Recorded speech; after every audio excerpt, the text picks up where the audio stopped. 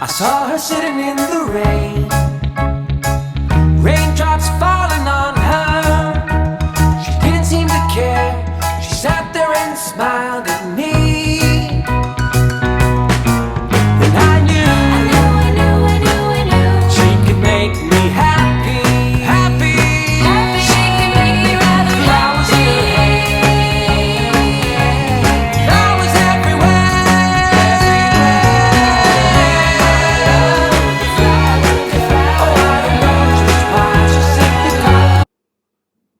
Hi guys, those of you who know me know I love flowers, I love mandalas, and I love love. So today I'm painting a love flower mandala rock. Combine all three into one. Starting off by sketching out love minus the O, if you didn't notice. And I'm making that V a heart that kind of looks like leaves. And then off of the letters, I'm doing some stems, some leaves, some little squiggly marks. I do a longer stem coming out of the leaves of that heart V because that's where our top mandala flower is going to go. With this 03 Thule art liner, I'm going to outline everything I just did. Pretty easy peasy.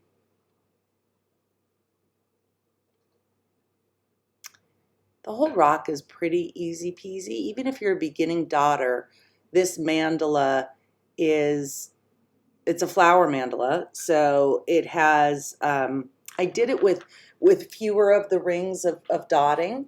So even for some beginning daughters, you can do it. But if you don't want to do a mandala flower, don't do a mandala flower. Do any flower you want. Do any colors you want. You make this your own. Have fun with it. That's what this is about. So continue with my outlining. And we'll go back over this outlining after we add the color. I just like having it outlined first. And to add the color to the leaves and the stems and the letters, I'm using these Posca pens. I show you 3 colors of green, but I really only ended up using that apple green and that khaki. I didn't use the regular dark green. I just didn't feel like it needed it. I'm using this fine angled brush. You could use a disposable eyeliner. You could use your preference of a fine lining brush. First applying the khaki, but I'm using a lot of water here, guys, because I'm kind of giving it a watercolor feel. So the water is going to loosen up that paint from those paint pens, even though the Posca paint pens, it's already pretty thin paint, which is why I like using it for this kind of an application. But the water gives it much more transparency and makes it look more like a watercolor effect. It's okay if you get a little messy and go out of the lines because that's part of the watercolor feel that we're going for. And as you'll see when I come back in with the next layer of color with that apple green, I literally go out of and over the lines of the letters and the squiggle marks because I do want that loose, free-flowing feel of watercolor. Got a little too much saturation of the paint, and that's not a problem on that last leaf. I just grab some more water and make it really, really watery in my palette. And then I can just go back over and make it smoothed out. And if some of the leaves are darker, that's fine. That's how it is in nature too, right? Not that this is a true to nature looking flower and leafy, stemmy type of rock painting, but feel free to have different stages of color added to it. Now, as I said, I'm using that watered down color to go right over the letters, giving it a nice, messy kind of watercolor feel. We're going back in with that apple green. We're just lightening up the khaki green a little bit, brightening it a little bit. But you can still see the khaki coming through. So you can still tell that there's more than one shade of green on there. Using my finger to just daub off a little excess water, and that's okay because it just adds to that messy effect. We're combining finger painting and brush painting all in one. No rules, right?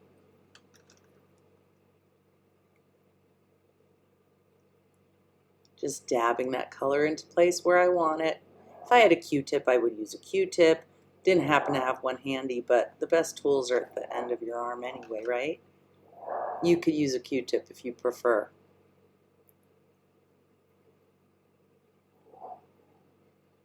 Excuse my dog in the background being a little bit vocal.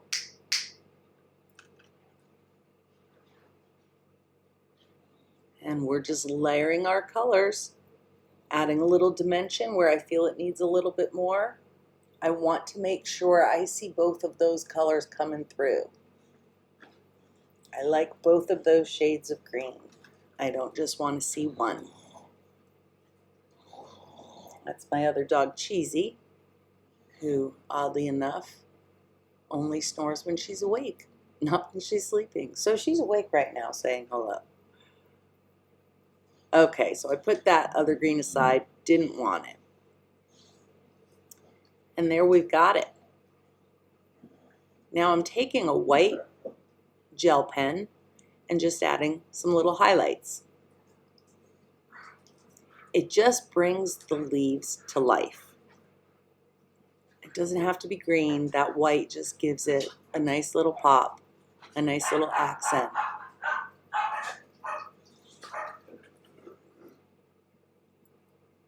A little bit here, a little bit there. Now I'm going to re-outline everything.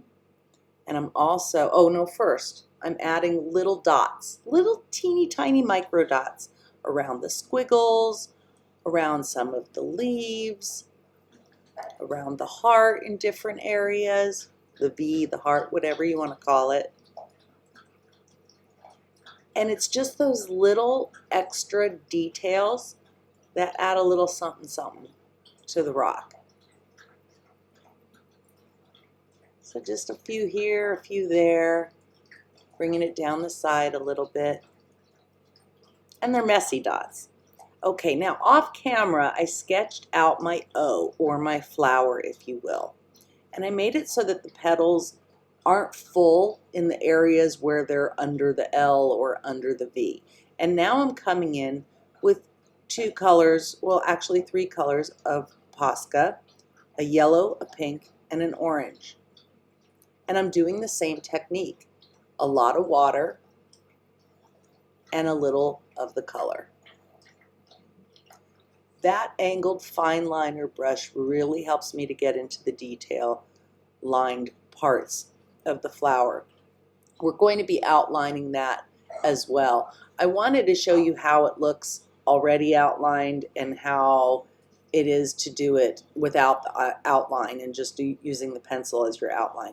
You can do it either way. As you can see, it doesn't really matter. That's just a preference thing. You can outline first, add your color, and then re-outline to make it pop again, or you can outline after you've already added your color. I'm making my hand, when I'm applying this pink, go in a little bit of a squiggle motion so that I can then, when I add my orange above it to the tops of those petals, it just kind of blends and creates a little bit of an ombre effect. So squiggling in that pink, and now I'm going to go into my orange, and I'll squiggle that back in from the tops of the petals.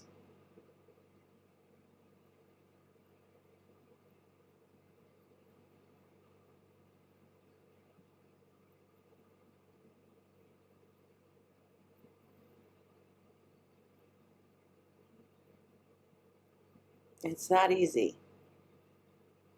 This really came together fairly quickly, and I think you'll have fun doing this rock. It was a fun one for me to do. Adding in that orange. When I get to the pink, just moving my hand up and down a little bit to squiggle it in so it blends a little bit more in with that pink.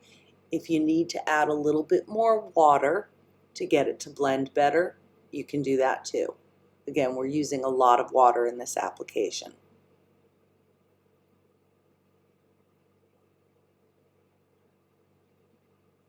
But Posca has enough pigment in their colors that it still stays very vibrant, even though we are watering it down quite a bit.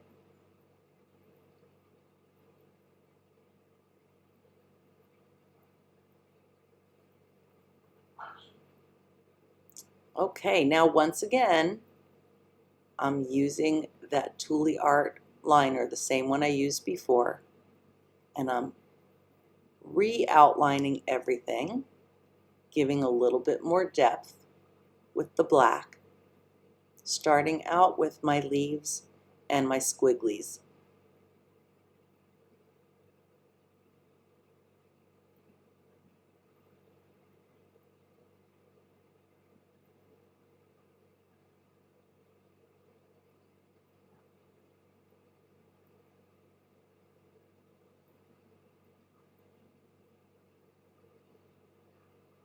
Don't worry about staying directly on the lines you put down before.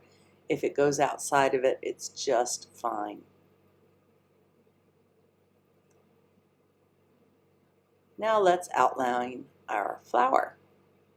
I'm doing the same thing with the dots, and I'm keeping my lines very free-flowing. Some are a little bit outside of the pencil mark, some are right on top of the pencil mark. It doesn't really matter. I'm wanting it to have a very casual, loose feel to it. Adding those little dots, just like we did around the leaves and the letters. Messy little dots, not perfect circle dots. We'll get to the perfect circle dots when we do our mandala.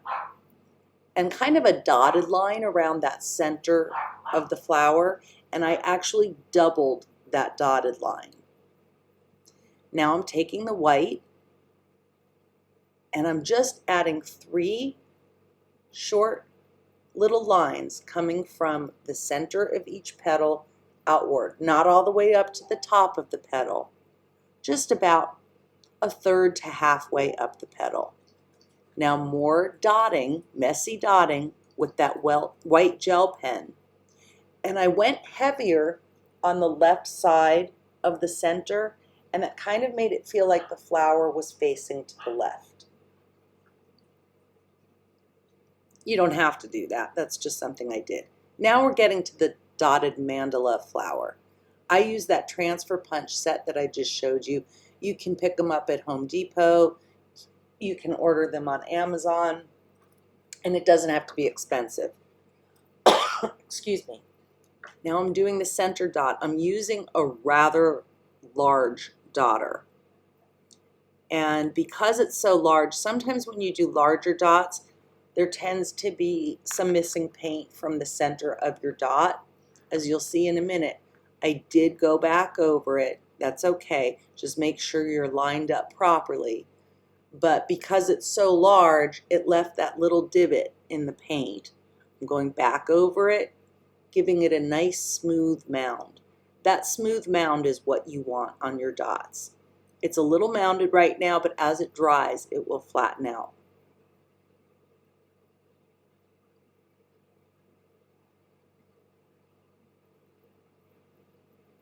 Now I'm using another large dotter later for the petals, but first I want to add some little black dots around the perimeter of the yellow.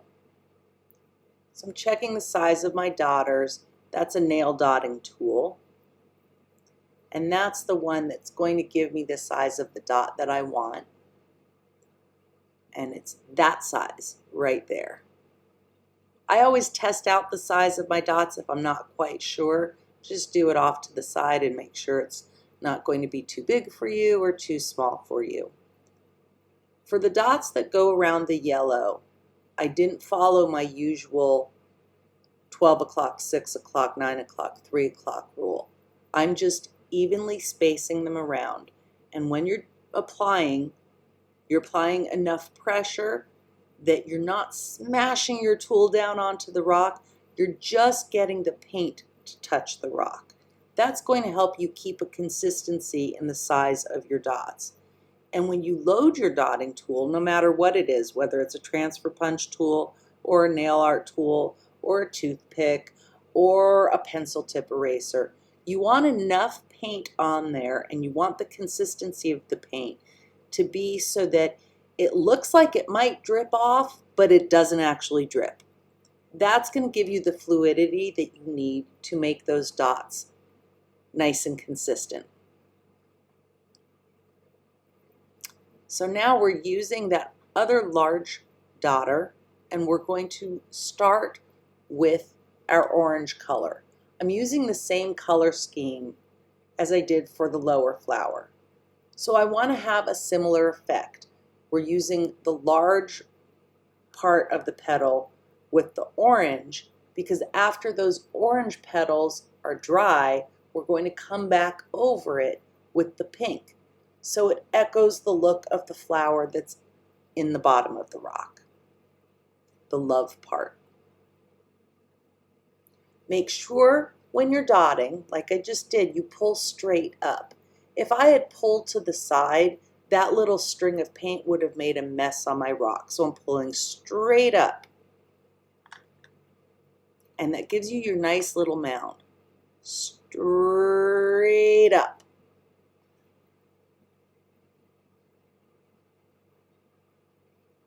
And there's my 12, 6, 3, 9 rule. I always like to rotate my rock, especially with this.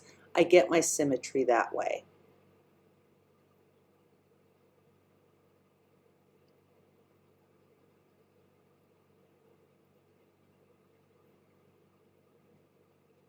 Straight up, so that string of paint doesn't make a mess of our masterpiece.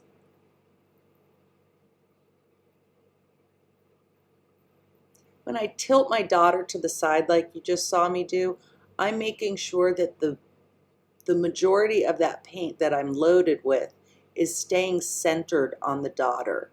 That's going to help me as well to get that mound in the center that I need. Not a peak. I'm not looking for a peak. If I get a peak, then my paint's probably a little too thick. This is just a nice, pillowy, rounded mound. And if you do have paint that's too thick, by the way, you can dilute it a little bit with some water to get yourself to the right consistency. I need to make sure that those orange dots are really dry before I come in with the pink. So I'm going to move on to a different part. The part I'm doing right now with a smaller dotter still. So I'm going to do walking dots with the black, going around each petal, kind of echoing the feel of those messy dots that are down below in our watery colored flower. When you do walking dots, you do a first dot like this, then you reload, and you walk your dots down and around, and they gradually decrease in size. If I was doing consistent size dotting, like for the petals or the center black flowers, reload your dotter each time.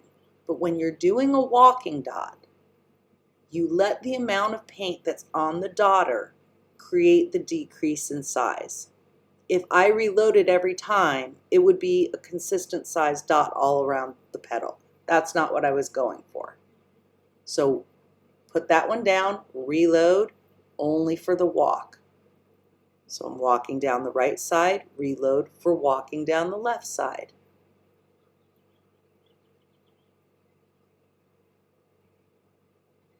Again, center, right above that orange, reload.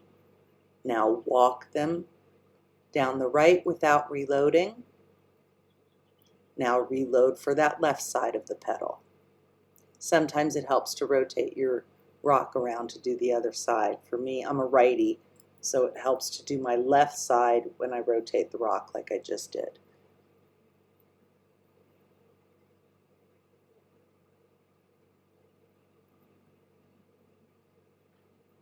Reloaded for walking dot down the left. Place center dot, reload, walking dots down the right, reload, walking dots down the left. One more to go. And then you're going to see me, I'm going to use that same dotting tool. The smallest dots that it created from walking dots, I want to fill in those little white spots. So what I'm going to do is I'm going to dot off some of that paint to give me the smallest dots possible. That's what I'm doing. I'm sorry it's off camera, but I'm just dotting it off a couple times to give me a smaller dot that I can fill in those little spots with. Just teeny tiny black dots.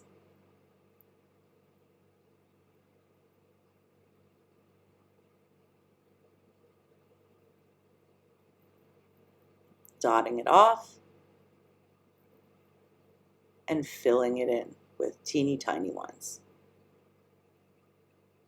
Not overlapping each other, but just enough dots that it's creating black in those little white areas.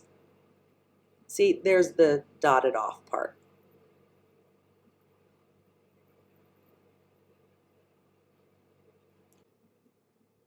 Now it's time to add some white.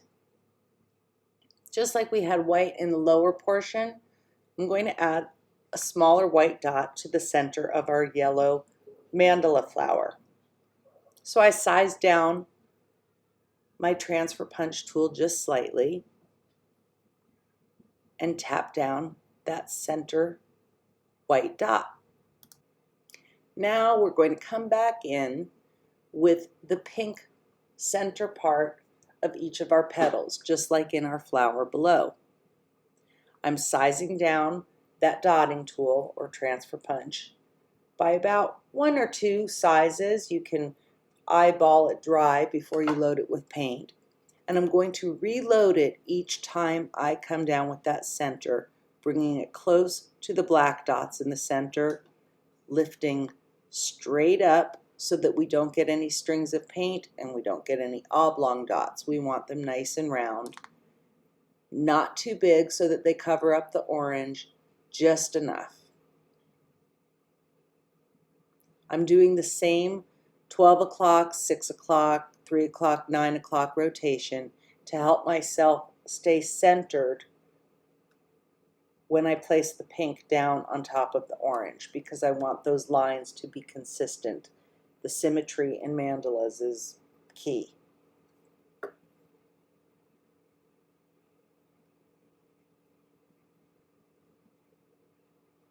And last one, placing it down, pulling straight up.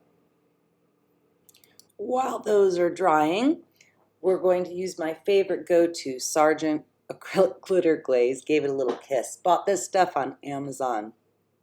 I love this. And with the same fine brush, I'm only going to apply glitter on this rock to the love part. And I'm just going to do the L, excuse me, and I'm going to do the V, or the heart, and the E. And then when it comes to that O, the center part of the flower, I didn't spray it with a Rust-Oleum sealer like I should have. I forgot that step. So instead, what I'm going to do is I'm just going to barely daub that glitter glaze over the yellow center. And the reason being, I used that gel, that white gel pen. And if you seal that with Rust-Oleum, no problem. You can put glitter glaze or whatever you want right over it. But because I didn't seal it, if I just go on hard with that brush over that glitter glaze, it's just going to wipe it right out. So I'm just barely tapping it on because I want to disturb that gel pen as little as possible. If it gets a little blur, I'm not terribly concerned because we've got a kind of casual feel to this rock. But I don't want it to just smear away to nothing. So I just lightly, very light touch, dab that glitter glaze right on top of the center part of the flower, or the O. Now I'm coming in, while the others are still drying, the petals are still drying, I'm using Inktense pencils. I'm using 1 shade of blue and a little bit of white. I listed the materials or gave you a little video clip of the materials at the beginning and at the end of the tutorial so you can reference exactly which one. But it's just a blue that gave me a little feeling of sky, and I'm very lightly applying that Inktense pencil around all those open white Santorini spots, and a little bit of the white just to blend it. Taking my water brush, squeezing off a little water, and then just bringing that Inktense to life. So we're just going to blend out all that lovely blue from the Derwent Inktense. Get all of our little spots just to add a little hint of sky. I just didn't feel like a pure white background, so I thought just a nice soft blue, cloudy sky would look pretty, and all those nice bright colors would just pop really beautifully off of the blue. Nothing too heavy-handed, just very flowy and easy and light. Since we did the watercolor technique with those acrylic Poscas, it seemed to make sense to use the Derwent Inktense to get that same mirrored watercolor kind of feel to it. Just giving us a little bit of background. And the lovely thing about using those Inktense pencils is you can add your background afterwards, which often I do, because I do the star of the show and then I'm like, oh, background, let's add one. This is a really, really convenient medium to use to add that background after the fact. Just adding a little bit more blue here and there wherever I felt like it needed a little bit darker. I wanted it darker on the top and then kind of fading out into an almost white toward the bottom.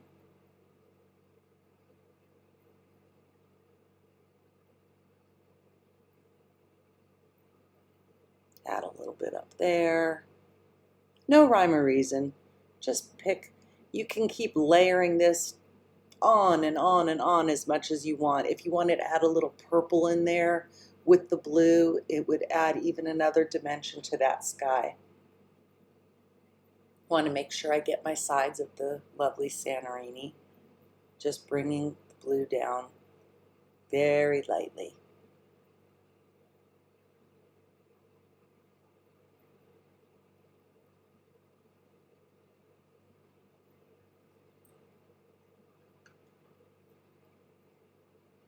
And remember, we still have some dots drying up there.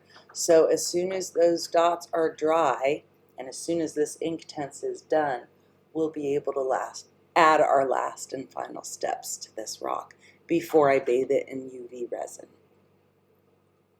which I won't do on camera. You don't need to see that. But I will show what the finished results look like.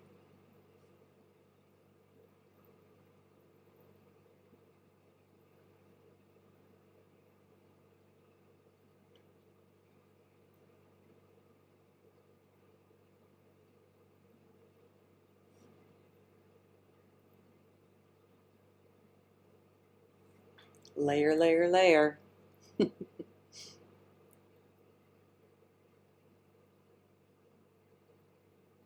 Okay, there we go. Now on to that white, the last step. I just felt like the insides of those petals, we have a layer of orange, then we have the pink dot on top of the orange. Now I'd like to have a white dot on top of the pink. Just like on the flower below, how we did those white thin gel pen lines, I'm just echoing the feel by adding these smaller sized dots right on top of the pink. Just felt like it finished that flower off nicely.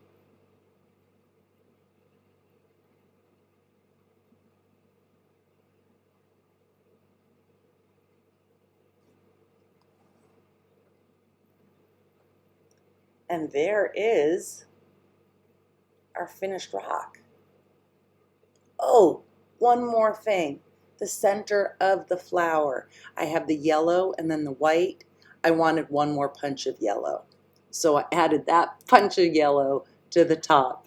And now that's our last stop before I covered it in resin. I hope you all have a peaceful, lovely day or evening.